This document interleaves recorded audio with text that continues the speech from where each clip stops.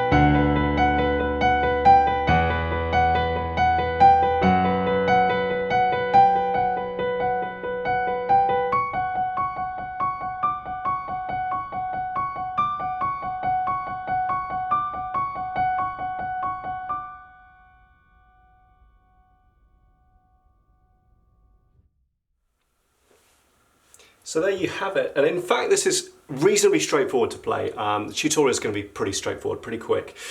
I kind of love it because it is quite straightforward, simple to play, and yet the second you start it, it's just instantly recognisable as what it is. It's just great. A few things to be aware of. This is 140 beats per minute.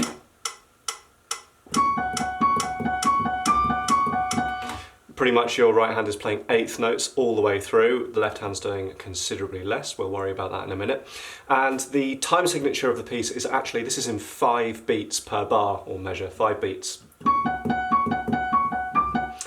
So something to bear in mind there, which makes it slightly interesting. Okay, right, let's have a look at the right hand. From middle C, we are going to go up an octave, up another octave. Okay, and we're going to start on C sharp with your 4th finger. And then F sharp with your thumb, so perfect 5th.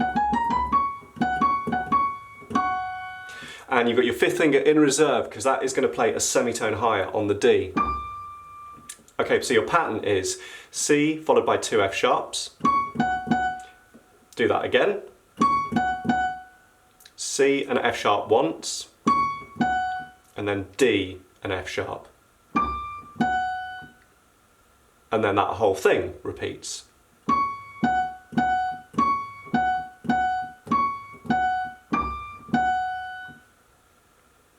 And so that is your little riff, that's your motif, that loops itself round. So beginning of the song, it's just the right hand by itself, that goes round 4, maybe 6 times without any left hand at all. Etc, etc. If you've got a sustain pedal, you can just put that down. So put your foot on the sustain pedal and you can hold it there the entire time where you're not moving to anything else, and it just kind of gives it that extra eerie effect.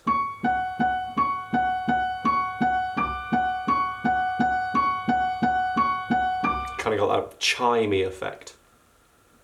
So now we've established kind of the riff, the motif that you're playing in the right hand. In fact, the approach that you take wherever you place that on the keyboard is kind of the same, in the sense that you're just going to move your hand about, but you're always going to be playing that alternation between, of a perfect fifth between one note and another, whether it's F and C or E and B, with your thumb and your fourth finger, with your fifth finger in reserve to go up one semitone. So at the beginning, we've got the C sharp and F sharp.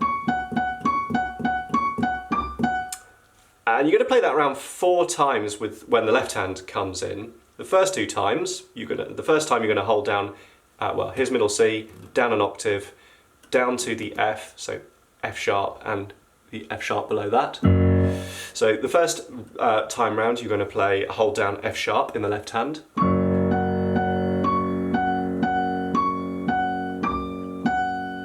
You're going to play this again, you're going to move up to A and A.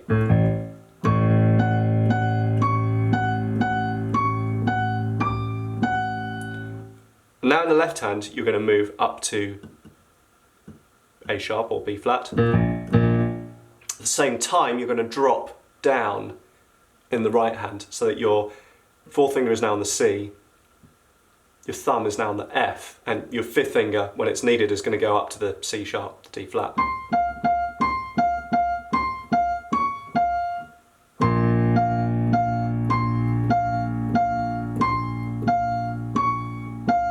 And you're going to continue holding the bass note and play that riff round again in the right hand.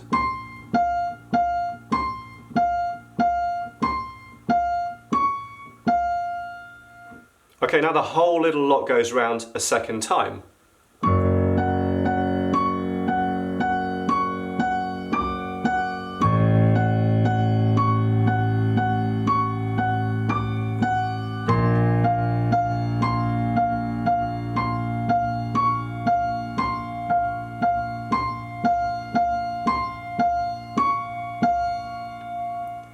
Okay, so far so good. So you played that twice round and we've ended up here. Thumb on the F in the right hand and we're still on that A sharp B flat in the left hand. Okay, next thing that's going to happen, let's take the left hand out for a second. Let's look at where the right hand moves to. Not very far away, so E and B.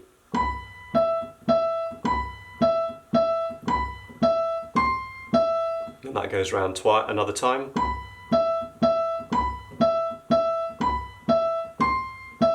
And then we drop another semitone onto E flat and B flat. And then B.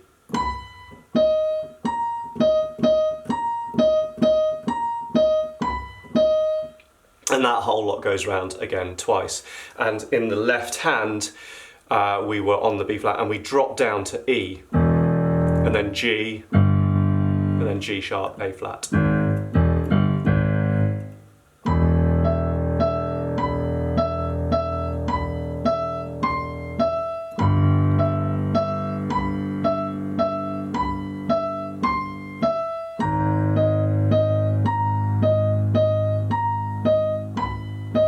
Hold that note down in the left hand.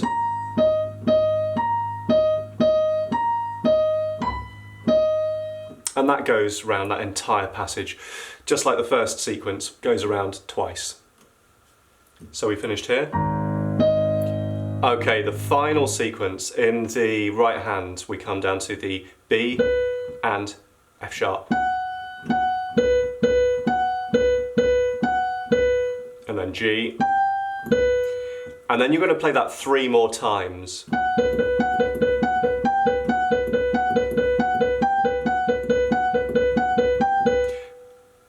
Meanwhile, underneath that, in the left hand, you're going to move up to B. You're going to play under each repetition of the riff up in the right hand. You're going to hold down B, then D, then E, and then finally F sharp. And that whole passage will go around twice.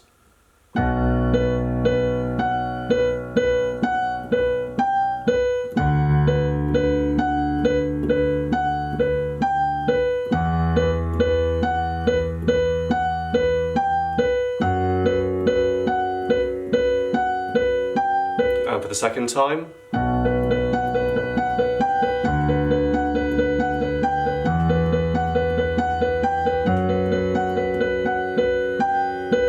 And you finish there, and then just let go of the left hand and play once more round with the riff in the right hand.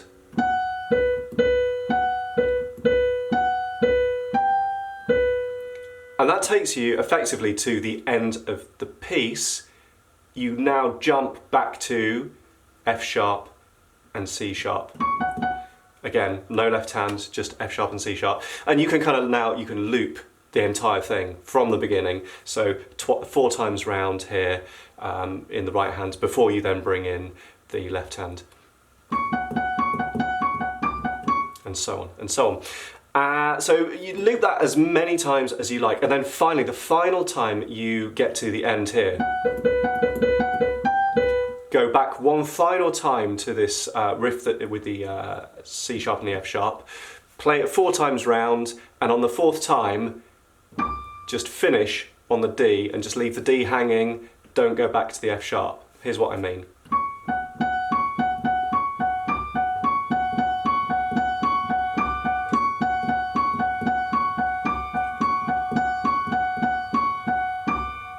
And then just let that D ring out until it fades. Well, hope that was pretty straightforward for you. Hope you've enjoyed this tutorial. If you have, do leave a like, leave some comments down below. What would you like to see transcribed next? Subscribe to the channel, of course, and I look forward to seeing you again soon.